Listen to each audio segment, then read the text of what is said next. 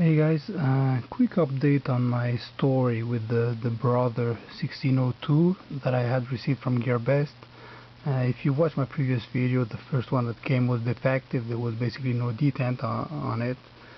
After quite a bit of convincing and let's say a few posts on some known forums, I was finally able to convince Gearbest that the knife was defective and to send me a new one, which I received a few days ago.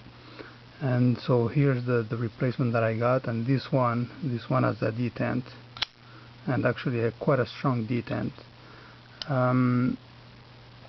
So yeah, so the detent is quite strong, as I said. Like the blade just comes flying out.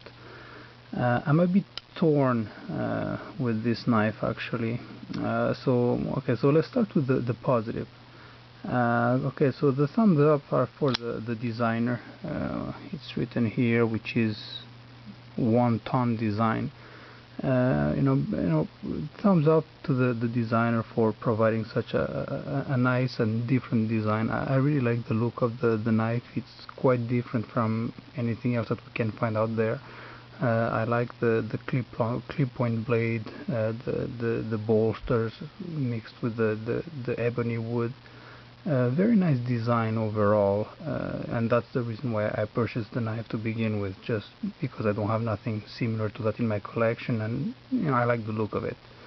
So that's for the thumbs up. Now for the thumbs down, unfortunately, is the execution of the knife. Thumbs down for the Brother company. If you guys watch my review, I was quite impressed with the quality of the Brother 1601, which was basically a copy of the Spyderco Manix XL. Fit and finish were excellent on this knife, and there was really nothing to complain about. This one, it's not the case, right? So on the previous one that I received, the bolsters were all scratched up. These ones are a little bit better, a few scratch here and there, but nothing to complain about. Both knives came filthy, so I had to clean them. The wood, I don't know, maybe my camera will pick it up. Like, there's basically some stains here, so it just looked like basically the piece of wood was completely dirty, and they just applied the stain on top of whatever was there. And I tried to clean that up, and I just can't clean it. It's below the stain. And unfortunately, I looked at the other one that was defective, and the scale is not any better. It's basically the same crap as this. So execution is fairly poor on this knife. I took this one apart, and same thing, some of the screws just get stuck. I had quite a bit of a hard time to disassemble the knife and assembling it again. So yeah, that was not cool at all. Another thing that I had to do is I had to sand a couple of spots that were actually very sharp. I had to sand around the flipper tab here. That was very pointy, and it was actually poking my finger. So with my belt sander, I just sanded around it a bit the corners here of the flipper tab, so it's a bit better. And another point that was very pointy was like at the end of the lock bar here. There was something sharp that was poking my finger when I was disengaging the lock bar. So basically, I had to finish the knife that was not finished. The knife is on ball bearings, but really there's nothing to brag about these ball bearings. They're not that great.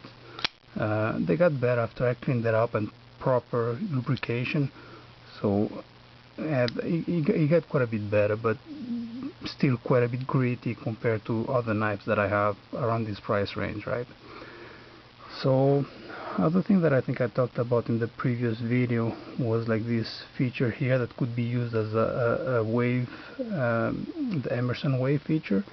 I don't know if I mentioned that before or not, but it can only be used if you carry the knife on the left side, just because the pocket clip is not reversible. So that's one of the things. So it could work, but when trying, I find that in this particular knife now the detent is quite strong, so it's not actually that easy to catch it using the wave feature. So really, I don't know if it makes sense. It's just probably just easier to come and disengage it with the flipper tab. But anyway, it's there. I don't know if it was done on purpose or not, but probably not, because it's just on the left side, right? So if you put it on the right side, it won't work. What else to say? So yeah, the detent on this one is fine. Lockup is okay as well. It's just like I'm just disappointed on the execution of the knife. That's all. I mean, this, if you're selling a knife that has wood, okay, you clean the wood before you apply the stain, right? I mean, I know my camera is crap, but you should still be able to see like how messy that is here, right? I mean, that I'm just disappointed. That's all. So, would I recommend the knife? I'll probably keep it just because I like the aesthetic of it, and I don't have really nothing in my collection that looks like that. So I like the design, I just don't like the way it was executed. That's all. So if you want for something in your collection like that looks like that, by all means, it's $20. You won't break the bank. But if you're looking for a good knife for $20, like a good value, I would not recommend this knife. There's so many good offerings in this price range that it makes no sense to go for something like that, right? Just look into like offerings from the Sanremu, especially the latest ones, the 910, the 9013, 9014. It'll run you $15, and it's just like miles and miles above in quality compared to this. Ganzo has some good offerings as well in the $15 to $20 range, right? So I would only recommend this knife if you're looking for this particular style to add to your collection, not if you're looking for a good value for your money. Okay guys, hope this helps.